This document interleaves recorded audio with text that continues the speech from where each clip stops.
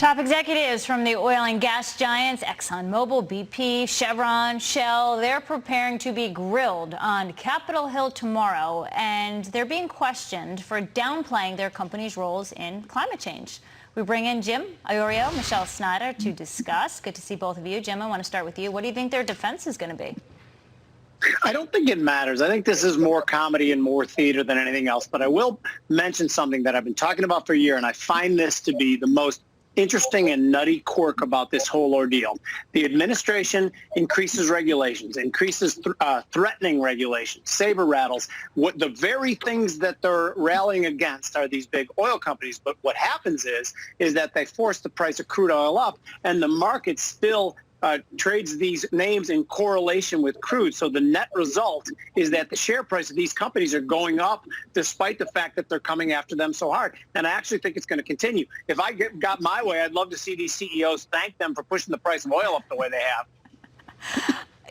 You know, the market will work as the market will work, right? Michelle, what do the shareholders want? There's a big push to be environmentally sound, to be very green. We're seeing it in every corner from every company. What do you think shareholders in big oil companies want?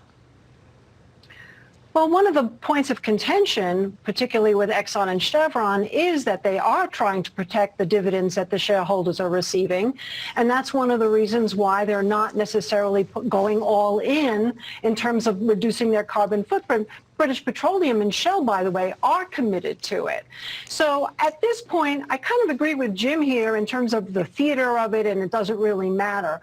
To me, what we really have seen over the last year and a half is that whatever the energy source is, there isn't enough when we start to see demand outstrip supply. So at this point now, the future, let's look at Tesla. We know we're going towards EVs. We're going towards old energy. And these oil companies will eventually have to adapt more and more. In terms of what happens tomorrow, I don't see much happening here. I think it's really going to be a matter of supply chain.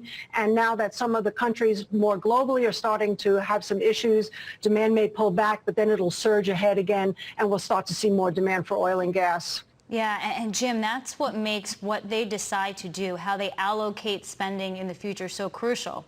Because for Exxon, for instance, they have two gas projects, one in Mozambique, one in Vietnam. Do they continue with those projects with the hope that, maybe the wind doesn't blow and we need traditional oil sources because that's what the world needs right now when you can't get it in another way?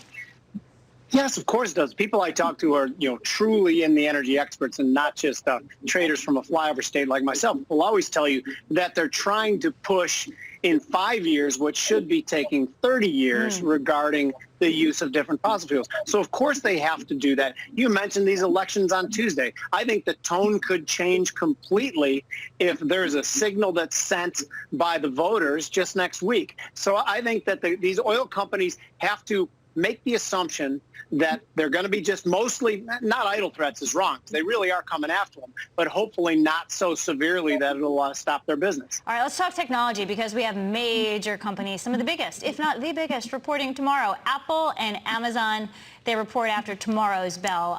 Look, Michelle, we heard from Facebook. We see they're under tons of scrutiny. I mean, maybe it's not so much when you're looking at a company like Apple and Amazon. How much do you think they're immune from some of the issues that hit Facebook?